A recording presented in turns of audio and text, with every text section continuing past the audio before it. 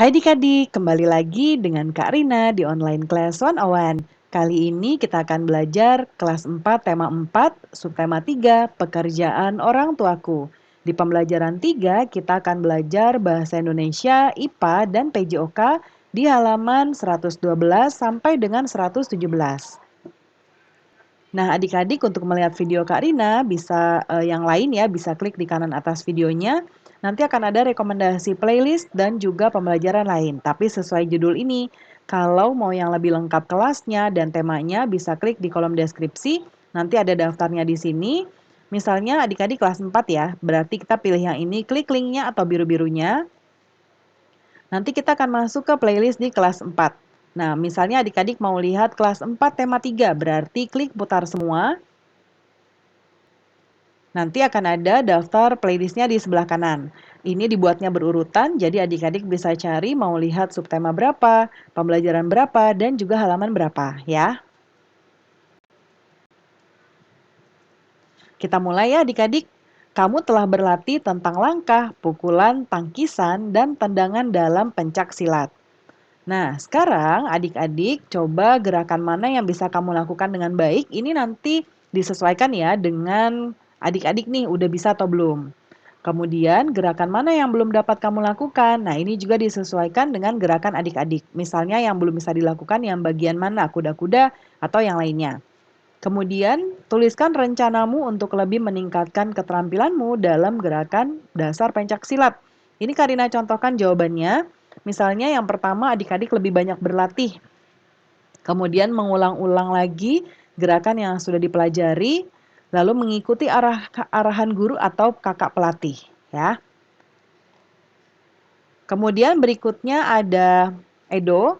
Kata Edo, pekerjaan ibu temanku adalah pengrajin cenderamata dari barang-barang bekas. Ingin tahu lebih lanjut tentang pekerjaan itu? Nah, ini ada ceritanya ya.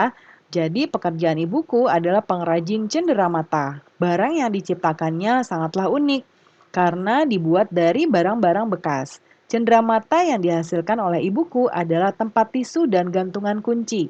Memanfaatkan barang-barang bekas menjadi sesuatu yang bernilai merupakan pekerjaan yang mulia. Di samping dapat mendatangkan uang, dapat juga menjaga lingkungan dari pencemaran yang berdampak buruk bagi kehidupan.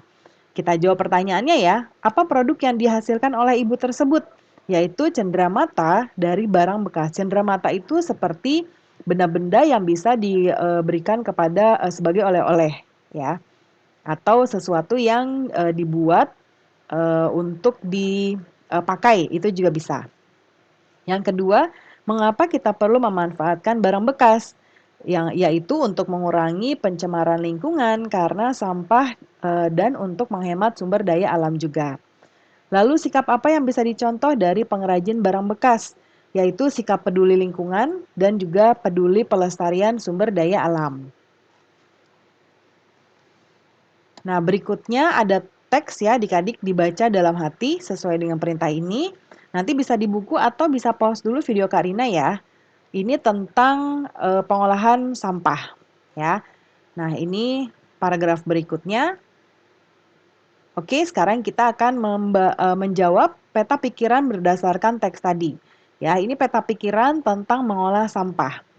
Nah, yang ini berdasarkan teks bacaan, kita bisa dapatkan bahwa yang pertama adalah reduce ya, mengolah sampah itu dengan reduce atau mengurangi.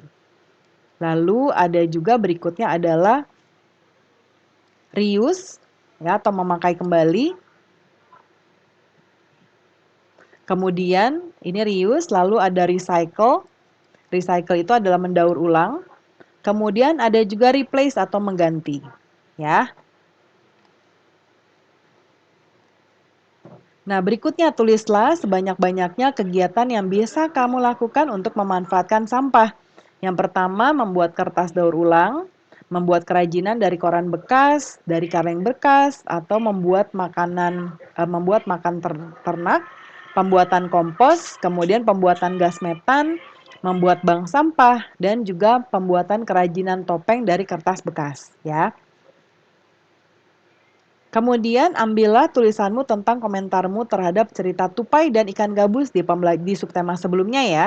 Tukarkan tulisanmu dengan teman sebelah. Nah, ini kegiatannya. Jadi langsung ditukar saja. Beri komentar kepada tulisan teman adik-adik ya. Ini disesuaikan karena adik-adik harus melihat dulu tulisan temannya adik-adik. Misalnya sudah baik, sudah bagus, atau tidak sesuai, belum sesuai ya. Kemudian bacalah tulisanmu yang telah diberikan komentar temanmu. Perbaiki komentarmu bila dibutuhkan. Untuk yang renungkan bagian ini apa yang sudah kamu lakukan dengan sampah di rumahmu. Nah, ini disesuaikan jawabannya juga. Mungkin kalau sampah itu biasanya ada yang hanya membuangnya begitu saja ya. Nanti akan ada bapak yang mengambil sampah setiap hari. Atau ada juga yang sudah memilah-milih sampah berdasarkan apakah dia bisa didaur ulang atau tidak, ya. Nah, ada juga yang sampah-sampah yang bisa digunakan sebagai pupuk kompos itu membuat sendiri di rumah. Ya, bermacam-macam, jadi adik-adik sesuaikan saja. Nah, kemudian yang ini juga ya diskusikan dengan ayah ibu di rumah ya tentang sampah yang ada di rumah adik-adik. Jadi pembelajaran kita sudah selesai ya. Terima kasih sudah menonton sampai akhir. Mohon dimaafkan apabila ada kesalahan dalam perkataan maupun dalam materi yang diberikan. Sampai jumpa di pembelajaran berikutnya. Dadah!